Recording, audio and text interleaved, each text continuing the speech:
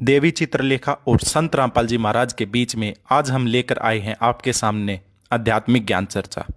ज्ञान चर्चा कुछ प्रश्नों पर आधारित होगी। ज्ञान चर्चा शुरू करने से पहले हम इनका परिचय आपसे करा देते हैं। देवी चित्रलेखा श्रीमद् भागवत कथा करती हैं, जो कि मूलतः पलवल से हैं। इनका जन्म 1997 में हुआ था और ये एक ब्राह्मण परिवार से ताल्लुक़ रखती हैं। और अब हम आपके सामने परिचय कराते संत रामपाल जी महाराज का। संत रामपाल जी महाराज जाट वर्ण से हैं और इनका जन्म 1951 में हुआ था और ये कबीर परमात्मा को अपना इष्ट देव मानते हैं। अब शुरू करते हैं ज्ञान चर्चा। ज्ञान चर्चा शुरू करने से पहले जिन्होंने चैनल को सब्सक्राइब नहीं किया है, चैनल को सब्सक्राइब कर लें। जैसा कि आपने सुना कि आध्यात्मिक ज्ञान चर्चा 3 प्रश्नों पर आधारित है। ये 3 प्रश्न हैं: क्या भगवान जीव के पाप नाश कर देता है? दूसरा प्रश्न, भगवान कौन है? और तीसरा प्रश्न, गीता किसने बोली? ये 3 प्रश्न के जवाब जानने के लिए हम देवी चित्रलेखा जी और संत रामपाल जी महाराज की कुछ वीडियो के अंश लिए हैं, जो कि आपके सामने दिखा रहे हैं। पहले देवी चित्रलेखा जी का एक वीडियो देखते हैं, जिसमें उन्होंने बताया है क्या भगवान जीव के पाप नाश कर देता है। देखिए यह वीडियो। कर्म को कोई टाल नहीं सकता है। जो कर्म हमने किए हैं उसका परिणाम हमें हर हाल में भुगतना पड़ेगा। बस परिणाम देना भगवान के हाथ में, बाकी सब कुछ हमारे हाथ में। तो ये थे देवी चित्रलेखा जी के विचार, जो बता रही थी कि भगवान पाप नाश नहीं कर सकता, कर्म को नहीं बदल सकता। केवल भगवान कर्म का किया ही दे सकता है, जो मनुष्य ने किया है। अब जानते हैं संत रामपाल जी महाराज के विचार। क्या भगवान पाप नाश कर देता है? देखिए यह वीडियो। कि जितने भी ऋषि महर्षि संत हुए हैं, ये कहते हैं कि प्रारब्ध का कर्म प्राणी को भोगना ही पड़ता है, भोगे से ही समाप्त होता है। बृहस्पति जी देवताओं के गुरु हैं और देवताओं के गुरु क्या कहते हैं कि इंद्र को बता रहे हैं कि जो आपको सुख प्राप्त है और जो आपको दुख प्राप्त है, ये आपके पाप और पुण्य अक्षय हो रहे हैं, नाश हो रहे हैं, और यही तरीका है इनके नाश करने का। जैसे आप सुखी हो तो आपके पुण्य नाश हो रहे हैं, उनका भट्ठा बैठ रहा है पुण्यों का, और यदि आप दुखी हो तो आपके पाप नाश हो रहे हैं। ये प्रोसीजर, ये प्रोसेस बताया इन्होंने। लेकिन ये है इनका अपना लोक वेद, न ये वेदों का ज्ञान है और न ही ये कोई और अन्य किसी जिसने परमात्मा प्राप्ति की है उस महापुरुष का विधान है। वेदों में लिखा 8वें अध्याय के 13वें श्लोक में, मंत्र में, यजुर्वेद में, कि परमात्मा तो घोर पाप का भी नाश कर देता है। किसी भी प्रकार का संकट आप प्राय भगवान उसको दूर कर सकता है। पुण्यात्माओं, यदि प्राणी को जैसा उसके भाग्य में है वैसा ही भोगना पड़े तो कोई ना भक्ति करे और ना भगवान की जरूरत फिर हमने। फिर आवश्यकता क्या है परमात्मा की? जिसका ऊपर कैर टूटना वो टूटेगा, फिर क्या की भक्ति करेगा वो? कर ली भक्ति फिर तक घुट्टी लावेगा वो, शराब पीने लगेगा या डाके मारेगा कि तो चोरी करेगा। तो इन लोगों ने बिगाड़ दिया पूरा समाज, क्योंकि पहले आत्मा सबसे पहले परमात्मा से ही राहत चाहती है। परमात्मा से राहत ना मिलने से फिर ये बकवाद करने लग जाती है, मन के अधीन होकर। और जब परमात्मा का सहयोग आपको मिलेगा, आपको इतना सुख देगा भगवान, इतना बेनिफिट देगा, इतना आपको जो है बरकत देगा, आप सोच भी नहीं सकते। और फिर आपको ज्ञान हो जाएगा तो जहर खाना है, किसी का पैसा मिलावट करके लेना या वैसे रिश्वत लेना, चोरी करना, दान दहेज लेना, ये तो विष खाना है, विष। और फिर कहते हैं जैसे किर का जहर का रंग होरी हो, कहो कौन तिस खाव राम रंग होरी हो। कहते हैं परमात्मा के नाम से होरी माने खुशी होगी, और जहर के किरका जहर का कण भी कौन खाओगा? न्यू पता लग गया, यू कण पड़ा जहर का, विष का, हाथ भी ना लावा आदमी तो ये जो भी आज आप अज्ञानतावश ये रिश्वत लेते हो, चोरी करते हो, किसी और से धन लेकर नहीं देते हो, इस आध्यात्मिक ज्ञान से आपको पता चलेगा ये विष खा रहे हो, विष। और फिर इस जहर न कौन खाएगा, छुआ भी कोई नहीं, दूर का जाएगा, आग लगे कि क्या पता कैसा धन है ये। और अब बक्से को ना टंका अंदर से तिदुरियां तोड़ के काट ले जाए।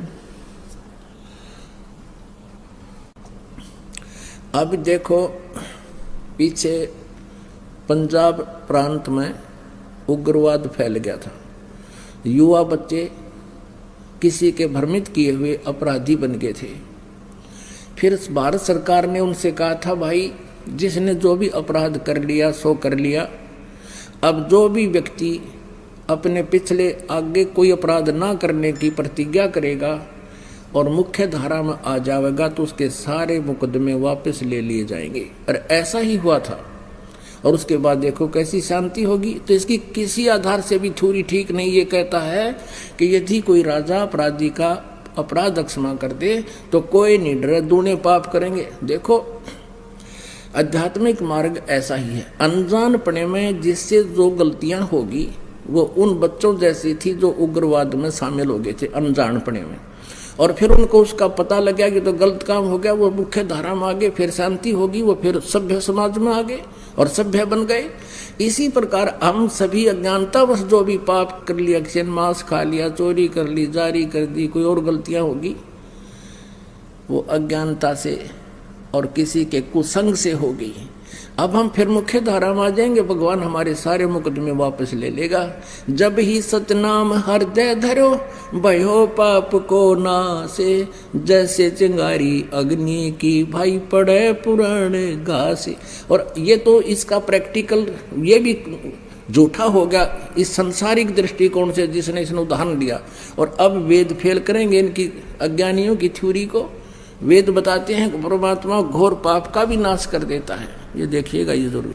और इसको इस अनुवाद भी इस दानंद जी ने कर रखा है। इसने प्रकाशक है सार्वदेशिक कार्य प्रतिनिधि सभा 2/5 महर्षि सिद्धांत भवन रामलीला मैदान नई दिल्ली से। मुद्रक ये Prince offset printers 1510 Pataudi house Daryaganj नई दिल्ली से। और महर्षि दानंद सरस्वती कृत इसका अनुवाद किया इसने। ये he is not writer of the Vedas, ये वेदों का लेखक नहीं है, वेदों का अनुवाद करता है महर्षि दानंद ओनली। अनुवाद में भी इसने ये देखिएगा 8वें अध्याय का 13वां मंत्र, ये है अध्याय 8 यजुर्वेद 8वां अध्याय 241 पृष्ठ पे। यहाँ पर है ये 13वां मंत्र और इसका अनुवाद इन्होंने किया है यहाँ पर 242 पृष्ठ पे। यजुर्वेद ये 242 पृष्ठ पे ये अर्थ है, हे सब के उपकार करने वाले मित्र आप। ये मित्र का अर्थ इसने उलझाने के लिए लिखा या परमेश्वर के लिए है। इसने सत्यार प्रकाश में खुद कहा है प्रथम अध्याय में कि सबका सबसे हितकारी होने के कारण, हितैषी होने के कारण परमेश्वर का नाम मित्र है। तो हम यहाँ परमेश्वर कहेंगे, हे सब के उपकार करने वाले परमेश्वर, दान देने वाले के अपराध के विनाश करने वाले हो। यानी जो दान देता है उसके प्रारब्ध में जो पाप हैं उनका नाश कर देते हो। यानी कुछ ऐसे पाप हैं जो दान से नष्ट होते हैं, कुछ ऐसे पाप हैं जो अपनी सेवा से साफ होते हैं, कुछ ऐसे पाप हैं स्वाध्याय से साफ होते हैं, नाश होते हैं, कुछ ऐसे पाप हैं जो सतनाम से ही, जो किसी से भी ना हो फिर सतनाम से होते। तो यहाँ लिखा है कि दान देने वाले के अपराध के विनाश करने वाले हो। वेद बता रहे हैं भगवान की महिमा। साधारण मनुष्यों के किए हुए अपराध, एनस्य मन अपराध के विनाश करने वाले हो, अक्षमा करने वाले हो। और पिता के किए हुए विरोध आचरण के अच्छे प्रकार हरने वाले हो, नाश करने वाले हो। क्योंकि एवज न माने नाश करना, और आत्म करते से अपने किए हुए एनस्य माने पाप के अवदन माने दूर करने वाले हो, नाश करने वाले हो। अवदन माने विनाश करने वाले हो। एनस्य अधर्म के यानी घोर पाप के नाश करने हारे हो। और हो जानता हुआ मैं कुछ भी अधर्म आचरण किया करता हूँ वा करूँ। ओह, वे तो कहते पहले जो कर चुके और अब कर रहा हूँ और आगे भी जो करूँगा, अनजानपने में तो जो कुछ भी किया करता हूँ करूँ, उस सब का एनस माने पाप का, दुष्ट आचरण नहीं, एनस से हम ही सब कुछ पढ़ सकते हैं, इसको भी पढ़ सकते हैं संस्कृत को, क्योंकि नागरी लिपि है। एनस से माने पाप है, तो कहते हैं उस सर्व से माने सब, एनस से माने पाप के, अवैधनम माने नाश करने वाले आप हैं। परमात्मा कहा करते थे, गुरु बिन वेद पढ़े जो प्राणी, समझे न सार रहे अज्ञानी। अपने आत्माओं, ना तो व्यास जी को ज्ञान, ना ब्रह्मा जी को ज्ञान वेदों का, नहीं तो ये भाषा कैसे कहता। जो शुक्राचार्य जी कह रहे हैं कि मैंने ब्रह्मा जी से सुना था कि कोई भी पाप कर्म का नाश, प्रारब्ध का नाश नहीं कर सकता, जो दुख है वो भोगना पड़ेगा। और ना बृहस्पति जी को ज्ञान। ये थे संत रामपाल जी महाराज के विचार, जिन्होंने वेदों से प्रमाण के साथ बताया कि भगवान साधक के पाप नाश कर सकता है, साधक के कर्म बदल सकता है। अब हम अपने दूसरे प्रश्न पर आते हैं और जानते हैं देवी चित्रलेखा जी से कि भगवान कौन है। किसी ने सच कहा है, हमारे जो गुरु होते हैं वो बताते हैं, माला जप करो, इतने नाम जप करो, इतना हरे कृष्णा जाप करो। हर नाम भगवान का हमें तारता नहीं है, लेकिन नाम जपते जपते जपते जपते जपते कभी कोई ऐसा दिन आता है जब एक कृष्ण हमारे दिल से निकलता है, और वो एक दिल से निकला हुआ कृष्ण नाम ही हमें भगवान तक पहुंचा देता है। बस देरी है तो एक उस कृष्ण नाम को दिल से निकलने की। जिस दिन वो निकल गया, उस दिन भगवान हमारे सामने होंगे। ये थे देवी चित्रलेखा जी के विचार, जिन्होंने बताया कि श्री कृष्ण ही भगवान हैं, वो ही सर्वेश्वर हैं, पूजनीय हैं, उन्हीं का जाप करना चाहिए। अब जानते हैं संत रामपाल जी महाराज के विचार कि कौन भगवान है। श्रीमद् भगवत गीता, गीता प्रेस गोरखपुर से प्रकाशित है। जयदाल गोविंद का इसके अनुवादक हैं। ये देखो, अब गीता अध्याय नंबर 8 का और श्लोक नंबर हम 8 से शुरू करेंगे। परमं पुरुषम दिव्यम अभ्यास योग युक्तेन चेतसा न अन्य गामिना। परमं पुरुषम दिव्यम, उस दिव्य परम पुरुष यानी परम अक्षर ब्रह्म को याति पार्थ अनुचिंतन, उसके सिमरण से उसको प्राप्त होते हैं। इनका अनुवाद भी बहुत कुछ ठीक है। 8वें अध्याय का 8वां श्लोक। हे पार्थ, यह नियम है परमेश्वर के, गीता ज्ञानदाता से अन्य है वो, अध्ययन नहीं, अभ्यास योग युक्तेन, यानी जो मंत्र वो तत्वदर्शी संत देगा 3 नाम का, ओम तत्सत। ओम तो सीधा ही सरपुरुष ब्रह्म का है, तत् और सत ये सांकेतिक है। ओम और तत् मिलकर ये 2 अक्षर का सतनाम बनता है। वो तत् सांकेतिक है, जो आपको प्राप्त है उनको खूब पता है। और सतयु आदि नाम है, ये अलग मंत्र है, जो सार नाम प्राप्त है उन पुण्यात्माओं को खूब ज्ञान है। तो यहाँ ये स्पष्ट कह रहा है कि उस मंत्र के अभ्यास से, ये योग न ध्यान का इसमें मतलब है नहीं, ये तो हठ योग को ध्यान मानते नहीं। इसका संस्कृत मूल पाठ क्या कह रहा है देखिए, अभ्यास योग युक्तेन, ध्यान नहीं, अभ्यास यानी उस नाम के सुमरण की युक्ति से, उससे लगन से, दूसरी ओर न जाने वाले मन से, यानी किसी और भक्ति में फिर कति ढान नहीं जावे, केवल वह भक्ति करे निश्चित से। अनुचिंतन, निरंतर चिंतन करता हुआ परम दिव्यम पुरुषम याति है। परम पुरुष, परम दिव्य पुरुष यानी उस परम दिव्य परमेश्वर को प्राप्त होता है। गीता ज्ञान दाता से अन्य है, वो परम अक्षर ब्रह्म और वो सच्चिदानंद घन ब्रह्म जिसका 3 मंत्र का जाप है, उसको प्राप्ति कर, उसकी शरण में जाने को गीता ज्ञान दाता कह रहा है। अब आगे देखो, 8वें अध्याय का 9वां श्लोक हम फिर पढ़ेंगे। 8वां तो पढ़ लिया, 9वें फिर इसमें परमात्मा का नाम भी लिखा है, लेकिन ये विषय अलग हो जाएगा, अब यहाँ करेंगे। जो कवि हम सर्वे कर दिया, कवि ये लिखना था, जो कबीर देव है अनादि, सबके नियंत्रता, सूक्ष्म से भी अति सूक्ष्म, सबके धारण पोषण करने वाले, अचिंत स्वरूप और सूर्य के सदृश चेतन। अब देखो, हे निराकार बताओ भगवान ने, और इसमें लिखा हो तो सूर्य जैसा है, सूर्य का निराकार है, तो ऐसे परमात्मा सौ प्रकाशित उसका शरीर सूर्य के सदृश नित्य चेतन प्रकाश, अविद्या से अति परे, सच्चिदानंद घन परमेश्वर का जो श्रवण करता है। 9वां हो लिया, 10वां पढ़ेंगे। वह भक्ति युक्त पुरुष, यानी उस परमात्मा की भक्ति करने वाला, योग बल से, यानी भक्ति की साधना के बल से, उसकी शक्ति से भ्रकुटी में के मध्यम में प्राणों को अच्छी प्रकार स्थापित करके फिर निश्चल मन से श्रवण करता हुआ उस तम या उस अज्ञान अंधकार में छुपे हुए उस परमात्मा के दिव्यम परमम पुरुषम, परम अक्षर ब्रह्म को, उस देव परम पुरुष को गीता ज्ञान दाता से अन्य को ही प्राप्त होता है। आ गया समझ में? अब ये किसके शरण में जाने को कह रहा गीता ज्ञान दाता? कि उस परम अक्षर ब्रह्म की शरण में जा। और वो परम अक्षर ब्रह्म कौन है? अनंत कोट ब्रह्मांड का एक रति नहीं भारे, सतगुरु पुरुष कबीर हैं ये कुल के सृजनहारे। वो कौन कबीर? हम सुल्तानी नानक तारे, दादू को उपदेश दिया, जात दुलाहा भेद न पाया, वो कंसी मोहे कबीर हुआ। He is God, Kabir is the weaver name of God. वो कबीर दुलाहा है उस परमात्मा का नाम।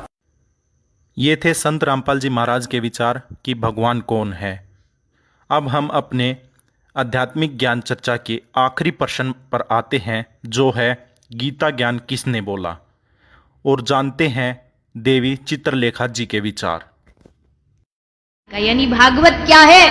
राधा रानी के स्वरूप पर ही कृष्ण रूप में अक्षरों से भागवत को सजाया गया।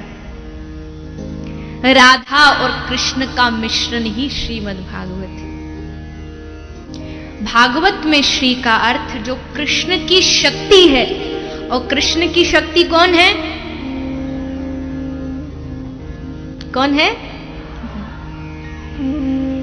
कृष्ण की अचिंत्य शक्ति है श्री किशोरी जू, श्री लाडली राधा रानी। वो ये थे देवी चित्रलेखा जी के विचार, जिन्होंने बताया कि गीता जी का ज्ञान श्री कृष्ण जी ने बोला है। और अब जानते हैं संत रामपाल जी महाराज के विचार कि गीता जी का ज्ञान किसने बोला है। कि श्री कृष्ण जी तो कहता है कि मुझे पता ही नहीं गीता का ज्ञान। गीता जी में मैंने क्या कहा था जब वो युद्ध के दौरान तूने मुझसे सुना? महाभारत ये देखिएगा, द्वितीय खंड, संक्षिप्त महाभारत द्वितीय खंड। और ये कहां से प्रकाशित है? गीता प्रेस गोरखपुर से। और इसके अनुवादक कौन है? संक्षिप्त महाभारत द्वितीय खंड। और इसके संपादक तथा संशोधक हैं जय दयाल गोविंद का, जिसने गीता जी का भी अनुवाद किया हुआ है। और ये कहां से प्रकाशित है? गीता प्रेस गोरखपुर से। इसके देखना प्रश्न नंबर 667 पर, प्रश्न नंबर 667 पर ये क्या है कि अर्जुन का श्री कृष्ण से गीता का विषय पूछना, और श्री कृष्ण का अर्जुन से सिद्ध महर्षि और कश्यप का संवाद। जन्मेजय ने पूछा, जन्मेजय ने पूछा, ब्राह्मण शत्रुओं का नाश हो जाने के बाद जब महात्मा श्री कृष्ण और अर्जुन सभा में बैठकर वार्तालाप कर रहे थे, उसमें उनमें क्या क्या बातचीत हुई? वैशंपायन जी ने कहा,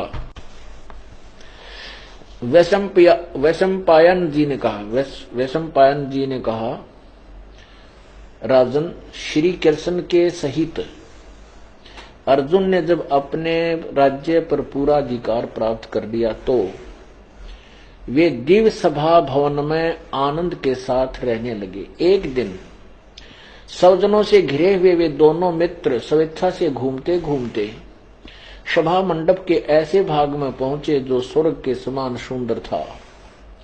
पांडुनंदन अर्जुन श्री कृष्ण के साथ रहकर बहुत प्रसन्न थे। उन्होंने एक बार उस रमणीय सभा की ओर दृष्टि डालकर भगवान से यह वचन कहा, देवकी नंदन, जब युद्ध का अवसर उपस्थित था उस समय मुझे आपके माध्यम